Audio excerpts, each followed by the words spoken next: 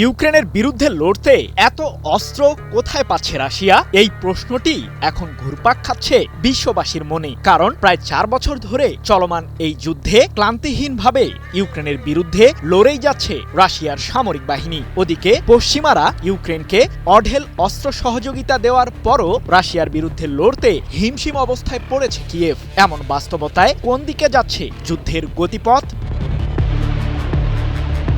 সম্প্রতি বুরেভেস্টনিক নামে নতুন একটি আন্তঃমহাদেশীয় ক্রুজ ক্ষেপণাস্ত্রের সফল পরীক্ষা চালিয়েছে রাশিয়া, যার শক্তি দেখে অবাক পশ্চিমারা। কারণ পারমাণবিক অস্ত্র বহনে সক্ষম এই ক্ষেপণাস্ত্রটি সীমাহীন দূরত্বে হামলা চালাতে পারবে বলে দাবি রুশ প্রেসিডেন্ট ভ্লাদিমির পুতিনের। এদিকে ইউক্রেনের উদ্দেশ্যে ছোড়া রাশিয়ার কয়েকটি আত্মঘাতী ড্রোন সম্প্রতি ইউরোপ অঞ্চলের দেশ পোল্যান্ডের আকাশসীমায় ঢুকে পড়ার অভিযোগ উঠেছে, যাকে ঘিরে পশ্চিমা সামরিক জোট ন্যাটো ও রাশিয়ার মাঝে তুমুল উত্তেজনা চলছে। এমনকি ন্যাটোর প্রধান মার্ক রুটের দাবি, রাশিয়া আগামী 5 বছরের মাঝেই পশ্চিমা সামরিক জোটভুক্ত যে কোনো দেশের উপর হামলা চালাতে পারে। সম্প্রতি এক প্রতিবেদনে বিষয়টি নিশ্চিত করেছে ব্রিটিশ সংবাদ মাধ্যম বিবিসি। ইলেকট্রা রেফ্রিজারেটর, খাবার তাজা তো জীবন তাজা। ইলেকট্রা, ফ্রিজের রাজা। অন্যদিকে জার্মান ভিত্তিক গবেষণা প্রতিষ্ঠান কিয়েল ইনস্টিটিউট ফর ওয়ার্ল্ড ইকোনমির সাম্প্রতিক এক সমীক্ষায় উঠে এসেছে যে রাশিয়া বর্তমানে যে গতিতে অস্ত্র উৎপাদন করছে তার হাতের নাগালেও নেই ইউরোপীয়রা, যার কারণে চরম হুমকির মুখে রয়েছে ইউরোপ অঞ্চলের নিরাপত্তা বলয়। প্রশ্ন হলো, কি পরিমাণ সমরাস্ত্র উৎপাদন করছে রাশিয়া?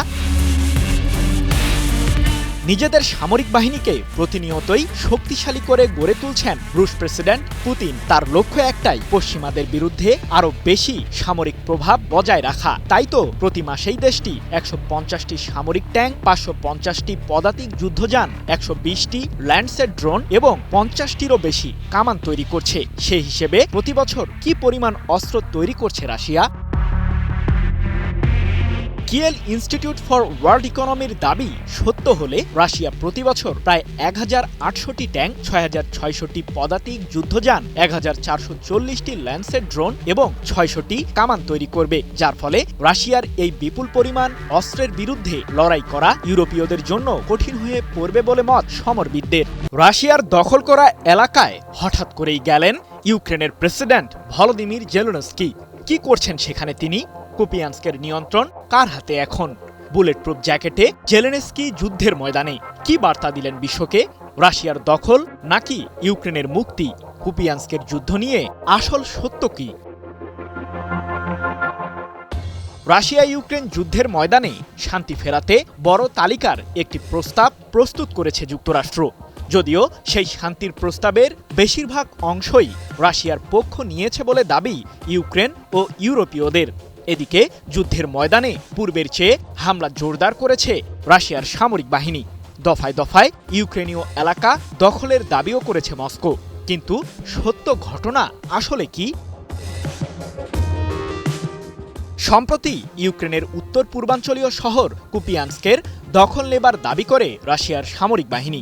এমনকি অনলাইনে এ প্রসঙ্গে বেশ কয়েকটি ভিডিও ফুটেজও প্রকাশ করে তারা। তবে জেলেনস্কি এবার জানালেন ভিন্ন কিছু, যা শুনে অবাক বিশ্ব সম্প্রদায়। কুপিয়ানস্কের কিছু অংশের নিয়ন্ত্রণ আবারও ফিরে পেয়েছে ইউক্রেনের সামরিক বাহিনী, এমন তথ্যই জানিয়েছেন দেশটির প্রেসিডেন্ট জেলেনস্কি।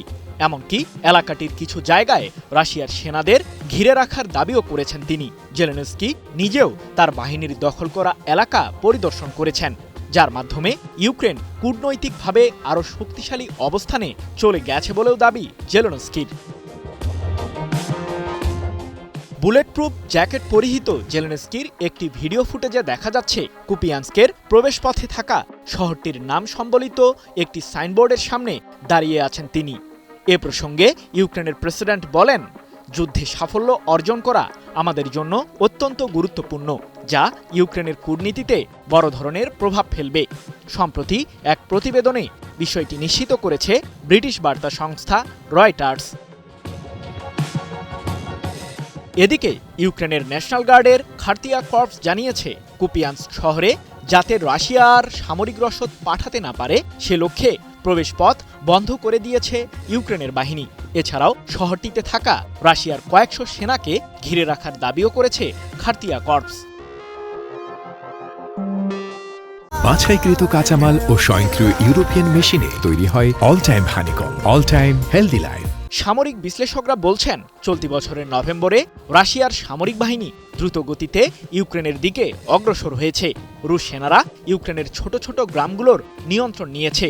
অন্যদিকে সম্প্রতি রাশিয়া জানিয়েছে যে ইউক্রেনের পূর্বাঞ্চলীয় আরেক শহর সিভেরস্কে ঢুকে পড়েছে রুশ সামরিক বাহিনী, যদিও বিষয়গুলোর সত্যতা যাচাই করতে পারেনি বার্তা সংস্থা রয়টার্স। ইরান রাশিয়া কৌশলগত অংশীদারিত্ব আরও দৃঢ় রূপ পাচ্ছে। তুর্কমেনিস্তানে অনুষ্ঠিত international forum on piece and ট্রাস্টের ফাঁকে রুশ প্রেসিডেন্ট ভ্লাদিমির পুতিনের সঙ্গে বৈঠকে ইরানি প্রেসিডেন্ট মাসুদ পেজেশকিয়ান ঘোষণা করেছেন, তেহরান মস্কোর সাথে স্বাক্ষরিত চুক্তিগুলো পূর্ণ মাত্রায় বাস্তবায়নের সম্পূর্ণ অঙ্গীকারবদ্ধ। অক্টোবরের শুরুর দিকে কার্যকর হওয়া এই অংশীদারিত্ব চুক্তিকে তিনি দুই দেশের দীর্ঘমেয়াদী সহযোগিতার নতুন ভিত্তি বলে উল্লেখ করেন। প্রেসিডেন্ট পেজেশকিয়ান স্পষ্ট করে জানিয়েছেন, ইরান তাদের দায়িত্ব ঠিক সময়েই পালন করবে এবং রাশিয়াকেও নিজেদের প্রতিশ্রুত অংশ দ্রুত শেষ করার আহ্বান জানিয়েছেন। চলমান যৌথ প্রকল্পগুলো বিদ্যুৎ কেন্দ্র নির্মাণ, পরিবহন উন্নয়ন এবং বিভিন্ন করিডোর ইতোমধ্যে দৃশ্যমান অগ্রগতি দেখাচ্ছে। বছরের শেষ নাগাদ এসব করিডোরের পূর্ণ বাস্তবায়নের জন্য প্রয়োজনীয় ভিত্তি তৈরি হয়ে যাবে বলেও জানান তিনি। উত্তর দক্ষিণ ও পূর্ব পশ্চিম করিডোরকে অঞ্চলগত সংযোগ এবং বাণিজ্যের ভবিষ্যৎ রুট হিসেবে দেখা হচ্ছে। এই করিডোরগুলো বাস্তবায়িত হলে মধ্য এশিয়া, ককেশাস, উপসাগরীয় অঞ্চল এবং ইউরোপের মধ্যে পণ্য পরিবহন আরও সহজ ও দ্রুত হবে। পেজেশকিয়ানের মতে, রাশিয়ার ধারাবাহিক সহযোগিতা এগুলোকে কৌশলগত সুবিধায় রূপ দেবে। ইলেকট্রা রেফ্রিজারেটর, খাবার তাজা তো জীবন তাজা।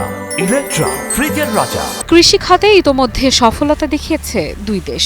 ইরান রাশিয়া কৃষি সহযোগিতা এখন এমন একটি মডেল যা অন্যান্য ক্ষেত্রেও সম্প্রসারণযোগ্য বলে মনে করেন ইরানি প্রেসিডেন্ট। পাশাপাশি আন্তর্জাতিক অঙ্গনে, বিশেষত এসসিও ও ব্রিক্সের মতো সংগঠনে উভয় দেশের সমন্বিত ভূমিকা একতরফা নীতির বিরুদ্ধে একটি ভারসাম্য তৈরি করছে।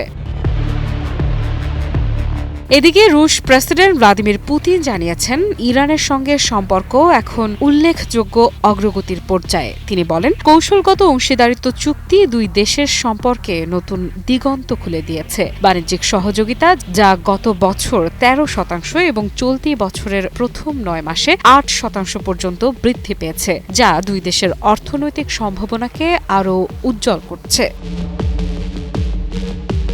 বিদ্যুৎ কেন্দ্র অবকাঠামো, গ্যাস ও বিদ্যুৎ স্থানান্তর, এই প্রতিটি প্রকল্পে দুই দেশের যৌথ প্রচেষ্টা এগোচ্ছে নিয়মিত। পুতিন আশ্বস্ত করেছেন, আন্তর্জাতিক অঙ্গনে, বিশেষত জাতিসংঘে ইরানের প্রতি রাশিয়ার সমর্থন অব্যাহত থাকবে। বৈঠকের শেষ দিকে তিনি ইসলামী বিপ্লবের নেতা আয়াতুল্লাহ আলী খামেনির প্রতি উষ্ণ শুভেচ্ছা জানান, যা দুই দেশের রাজনৈতিক আস্থাকে আরও স্পষ্ট করে তোলে।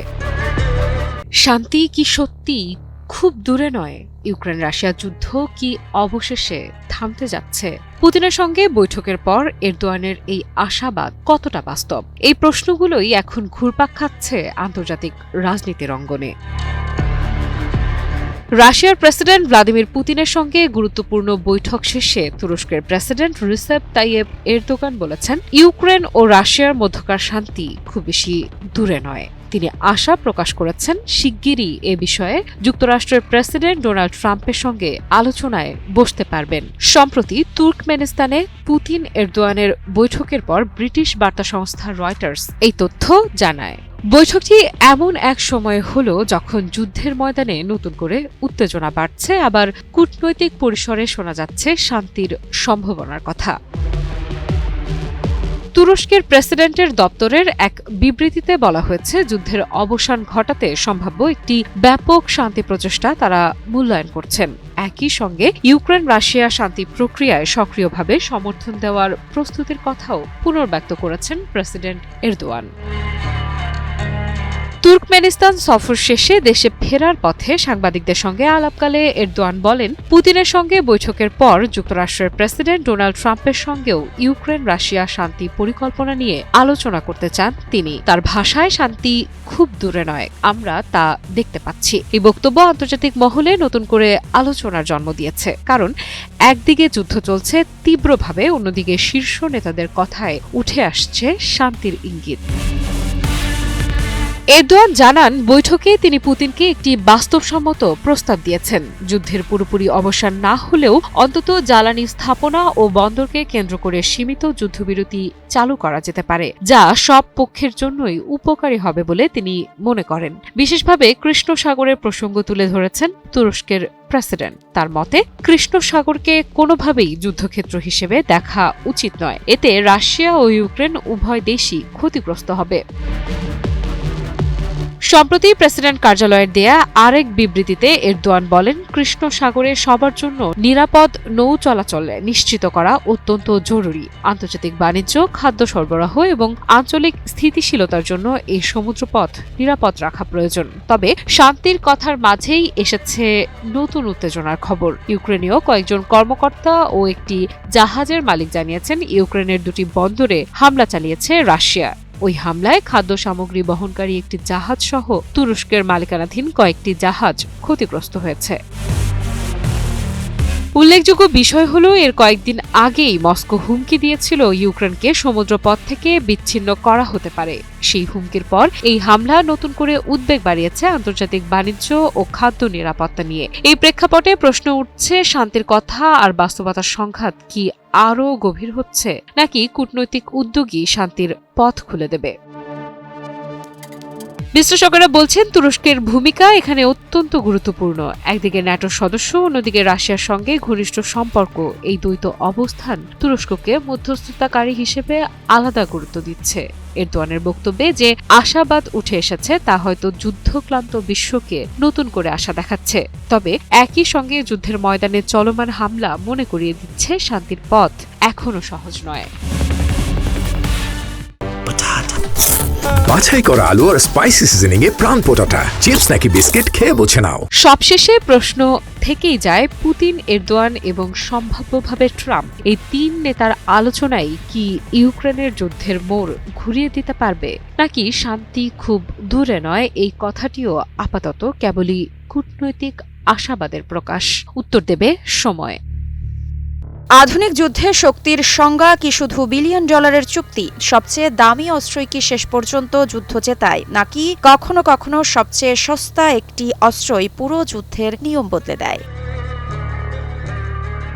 আজ আমরা কথা বলবো ঠিক এমনই এক অস্ত্র নিয়ে, ইরানের নিজস্ব প্রযুক্তিতে তৈরি এক ড্রোন, যে ড্রোন নীরবে বদলে দিয়েছে যুদ্ধের হিসেব নিকেশ, যার নাম শাহেদ 136। শব্দহীন নয়, বরং ধীর একঘেয়ে শব্দে উড়ে আসে শাহেদ 136। কিন্তু এই সাধারণ চেহারার ড্রোনটাই আধুনিক যুদ্ধকে নতুন বাস্তবতায় ঠেলে দিয়েছে। এটি কোনো হাইটেক প্রদর্শনী নয়, মাত্র 50 হর্স পাওয়ারের পিস্টন ইঞ্জিন, প্রায় 40 কেজি ওয়ারহেড আর প্রায় 2000 কিলোমিটার পাল্লা দিতে পারা এই ড্রোন যুদ্ধক্ষেত্রে মারাত্মক প্রভাব রাখতে পারে প্রতিপক্ষের ওপর। একটি শাহেদ 136 ড্রোন বানাতে খরচ পড়ে আনুমানিক 20 থেকে 50,000 ডলার, কিন্তু এটাকে ভূপাতিত করতে লাগে লাখ, কখনো মিলিয়ন ডলারের ইন্টারসেপ্টরও। এখানেই বদলে যায় যুদ্ধের অঙ্ক। প্রতিরক্ষা ব্যবস্থার সামনে দাঁড়িয়ে প্রশ্ন ওঠে, সবকিছু আটকানো সম্ভব, নাকি শুধু ব্যয় বাড়ানোই বাস্তবতা? শাহেদ একা না, আসে ঝাঁক বেঁধে। প্রতিরক্ষা ব্যবস্থা ক্লান্ত হয়, অর্থনীতি ভেঙে পড়ে, আর যুদ্ধক্ষেত্র ধীরে ধীরে প্রতিপক্ষের অনুকূলে চলে যায়। সবচেয়ে বড় প্রমাণ আসে তখনই, যখন এক সময়ের অবজ্ঞাকারীরাই অনুকরণ শুরু করে। বাছাইকৃত কাঁচামাল ও স্বয়ংক্রিয় ইউরোপিয়ান মেশিনে তৈরি হয় all time honeycomb, all time healthy life. যুক্তরাষ্ট্র যারা বরাবরই নিজেদের উদ্ভাবনেই ভরসা রাখে, আজ তারা শাহেদ স্টাইল ড্রোনের রিজার্ভ ইঞ্জিনিয়ারিং করছে। রাশিয়া নিজেদের জেরান 2 সংস্করণে শাহেদের নকশা আর যুদ্ধনীতি ব্যবহার করছে ইউক্রেনের বহুদস্তর বিমান প্রতিরক্ষা ব্যবস্থা ভাঙতে। চীনও ডেল্টা উইং কাঠামোর ড্রোন প্রতিরক্ষা স্পষ্ট করে দিচ্ছে, এই ধারণা আর উপেক্ষা করার মতো নয়। নিষেধাজ্ঞার চাপে পড়ে ইরান বিলাসী প্রযুক্তির পথে হাঁটেনি, বরং তারা বেছে নিয়েছে বাস্তবতাকে। শাহেদ 136 তাই শুধু একটি ড্রোন নয়, এটি একটি বার্তা, যুদ্ধ জিততে সবসময় সবচেয়ে দামি প্রযুক্তি লাগে না, লাগে সঠিক প্রয়োজন বোঝার ক্ষমতা। হাজার হাজার মুসল্লির উপস্থিতিতে প্রস্তাবিত বাবরি মসজিদ প্রাঙ্গণে অনুষ্ঠিত হয়েছে প্রথম জুমার নামাজ। এ সময় মুসল্লিদের জন্য বিনামূল্যে দুপুরের খাবারও পরিবেশন করেছেন আয়োজকরা। এরই মধ্যে মসজিদটি নির্মাণের জন্য কয়েক কোটি রুপি সংগ্রহ হয়েছে বলে জানা গেছে। বাবরি মসজিদ নির্মাণকে কেন্দ্র করে ভারতের সংখ্যালঘু রাজনীতিতে ব্যাপক প্রভাব পড়বে বলে মত বিশ্লেষকদের। প্রশ্ন হলো, মসজিদটি নির্মাণে আর কতদিন সময় লাগতে পারে? 12 ডিসেম্বর সকাল থেকেই জুমার নামাজ আদায় করতে মুর্শিদাবাদের বেলডাঙ্গায় প্রস্তাবিত বাবরি মসজিদ প্রাঙ্গণে আসতে থাকেন শত শত মুসল্লি। এক পর্যায়ে এই সংখ্যা দাঁড়ায় কয়েক হাজারের ঘরে। কেউ কেউ বলছেন, জুমার নামাজে মুসল্লির এই সংখ্যা লক্ষাধিকও হতে পারে। এক প্রতিবেদনে বিষয়টি নিশ্চিত করেছে ভারতীয় সংবাদ মাধ্যম এনডিটিভি। জুমার নামাজের পর কয়েক হাজার মানুষকে দুপুরের খাবারও পরিবেশন করেছেন আয়োজকরা।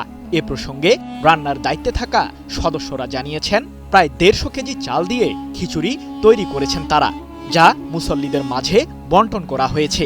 তাদের ধারণা, প্রথমেই জুমার নামাজে কয়েক লাখ মুসল্লির সমাগম হয়েছে। এর আগে চলতি মাসের 6 তারিখ মুর্শিদাবাদের বেলডাঙ্গায় বিধায়ক হুমায়ুন কবির মসজিদটির ভিত্তিপ্রস্তর স্থাপন করেন। পৃথক এক প্রতিবেদনে সংবাদ মাধ্যম এনডিটিভি জানিয়েছে, 12 ডিসেম্বর পর্যন্ত মসজিদটি নির্মাণের জন্য প্রায় 4 কোটি রুপি সংগ্রহ করা হয়েছে। এদিকে বাবরি মসজিদ নির্মাণকে কেন্দ্র করে ভারতের পশ্চিমবঙ্গের রাজনীতিতে ব্যাপক উত্তাপ লক্ষ্য করা যাচ্ছে। পশ্চিমবঙ্গের মুখ্যমন্ত্রী মমতা বন্দ্যোপাধ্যায়ের দল তৃণমূল কংগ্রেস এরই মধ্যে বিধায়ক হুমায়ুন কবিরকে দলীয় সদস্যপদ থেকে বহিষ্কার করেছে। তৃণমূল কংগ্রেসের দাবি, দলটি ধর্মনিরপেক্ষতা তত্ত্বে বিশ্বাস করে, যার কারণেই মূলত হুমায়ুন কবিরকে দল থেকে বহিষ্কার করা হয়েছে। অন্যদিকে ভারতের প্রধানমন্ত্রী নরেন্দ্র মোদীর দল বিজেপি পুনরায় বাবরি মসজিদ নির্মাণের ঘটনাকে সাম্প্রদায়িক উত্তেজনা উস্কে দেওয়ার সাথে তুলনা করেছে। বাছাই করা আলু আর স্পাইসি সিজনিং এ প্রাণ পোটাটা চিপস নাকি বিস্কিট খেয়ে বুঝে নাও। 1992 সালের 6 ডিসেম্বর ভারতের অযোধ্যায় ভেঙে ফেলা হয় 16 শতকের বাবরি মসজিদটি, যা সে সময় ভারতের রাজনৈতিক দৃশ্যপটকে চিরতরে বদলে দিয়েছিল। ইউক্রেনের ফ্রন্ট লাইনে কি ঘটছে? কারণ এক সপ্তাহেই রাশিয়ার সামরিক বাহিনী ইউক্রেনের 8টি এলাকার নিয়ন্ত্রণ নেবার দাবি করেছে। এমনকি 7 দিনেই ইউক্রেনের অন্তত 1500 সেনা রাশিয়ার সামরিক বাহিনীর হাতে হতাহত হয়েছে বলেও জানা গেছে।